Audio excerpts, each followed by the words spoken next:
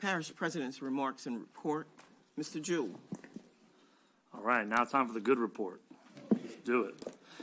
Okay, so last week we saw the statewide mask mandate that was set by the governor has been lifted as COVID numbers throughout the state have declined.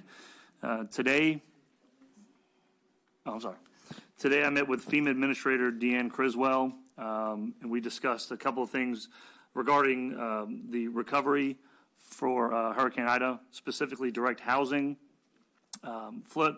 We also talked about flood risk rating 2.0, and we also discussed accepting our flood maps. I'm sure that many on the council remember that the parish actually spent a good bit of money creating our own flood maps at a much higher resolution and at a much higher quality than FEMA uses to help improve flood insurance ratings for our residents. I don't know what will be done with those since they're looking at risk rating 2.0, but I still think that those maps have value to FEMA. I did ask them to look at those maps as I believe that they could help us in the future. Additionally, we asked them to recognize our levees on the West Bank. There are many models that FEMA uses to calculate your flood insurance policy, like they use for Bayou Gauche and throughout the rest of the parish, where they do not recognize that a levee is actually present and performing flood protection for those residents. So in a simple storm, they will show communities such as Bayou Gauche and Mimosa and Willowdale flooding, when in reality, the parish has spent a large sums of money, over $50 million in the last 10 or 15 years, creating levees. So I did ask them to relook at their policy regarding that, and I know I'm not the first elected official to do that, but felt the need to make that plug anyway, because we have levees in this parish that have never failed, have been here for 50, 60, 70 years, and that are good levees. And while they may not be built to core standards, they should still be at least recognized in some form or fashion by FEMA and should be recognized on our flood insurance rates. We do have an update on direct housing. FEMA is recognizing that we will need about 514 solutions for direct housing. That could be a travel trailer, or it could be a mobile housing unit closer to a standard trailer for larger families. The state has installed 37 trailers so far, and they have an additional 24 that they are preparing to place currently that are in process.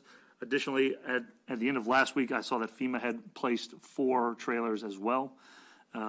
So if you do have questions about that, we can try to get answers for you all. But I want to remind those folks at home that St. Charles Parish is not facilitating that program. That program is done specifically through the state and through FEMA. So if you do need direct housing, you need to go to idashelteringla.com or go to disasterassistance.gov, and we recommend that you apply through both.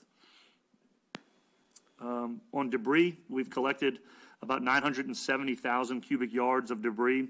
By the end of the week, we'll be over 1 million.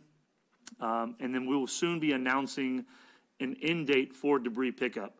And that will be, we will give the residents a kind of a last day to put out debris. And that will help us when we go to do closeout with our debris monitor in closing out our streets.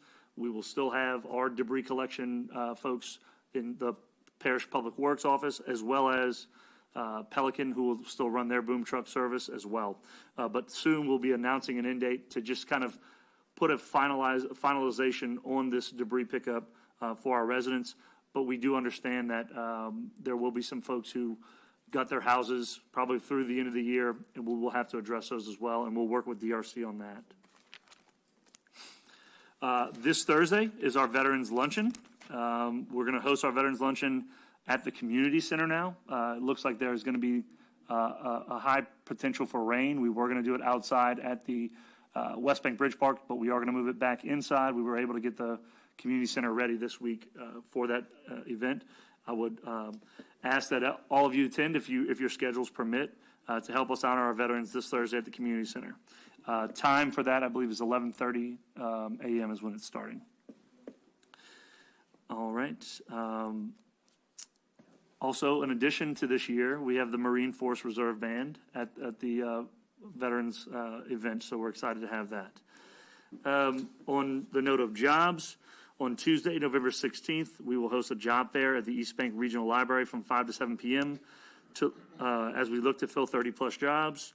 Directors and human resources personnel will be in attendance, and I will encourage anyone who's in search of employment to bring their resume and apply at St. Charles Parish. St. Charles Parish is a great place to work. We offer comprehensive benefits package, including health, vision, dental, retirement, and more. And lastly, on our sales tax numbers, we got our payments for September. The total was $3,390,514.25, which is 0.6% less than the same month last year. So definitely not as bad as we thought it was going to be. And then sales tax to date are still up about 10%. And that is it from our report.